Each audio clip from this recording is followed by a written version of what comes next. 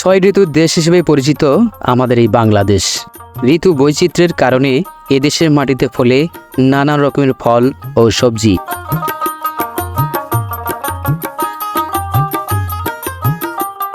জামালপুর মাদারগঞ্জ উপজেলার চরবৌলা গ্রামের সুরজ মণ্ডল নিজের ইচ্ছা শক্তি ও বুদ্ধি কাজে লাগিয়ে জমিতে চাষ করেছেন মিষ্টি কুমড়া ও হরেক রকমের সবজি।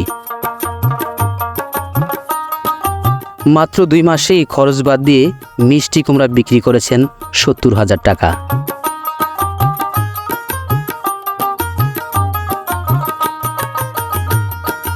মাশাআল্লাহ, খুব তো ভালো ফসল পাচ্ছেন।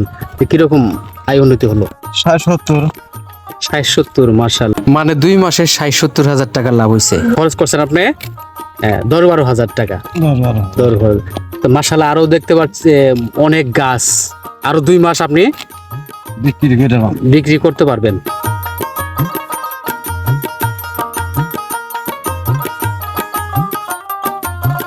সামনে বন্যার পানি জমিতে না উঠলে অনেক টাকা আয় হবে বলে জানিয়েছেন এই সফল মিষ্টি কুমড়া চাষি সুরজ মণ্ডল।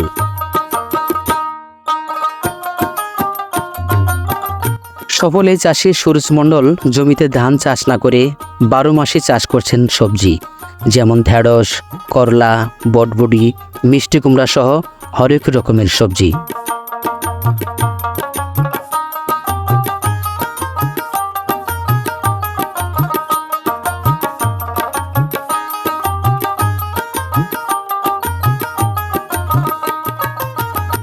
কি কি আবাদ করেছেন এখানে? হেরি টমাটো নাই, গডরিয়া নাই, টমাটো বিলিতি নাই, মিষ্টি কুমড়া যেটা বলে, মানে আপনার সারা বছর কোনো না কোনো আবাদ থেকেই যা।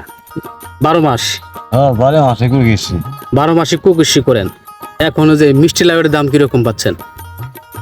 50-40। 50-40 মানে প্রতি পিস? প্রত্যেক পিস। তো এখানে কতটুকু আবাদ করেছেন আপনি মিষ্টি কুমড়া?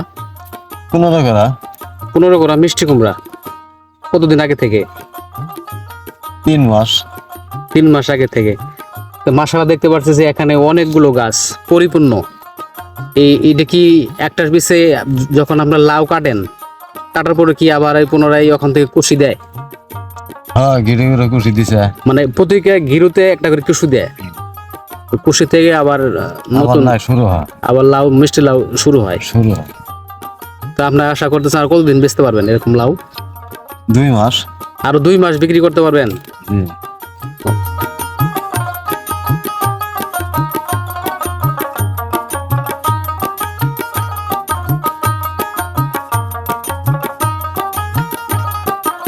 তো বন্ধুরা, ভিডিওটি কেমন লাগলো অবশ্যই লাইক, কমেন্টস, শেয়ার করে জানিয়ে দিবেন।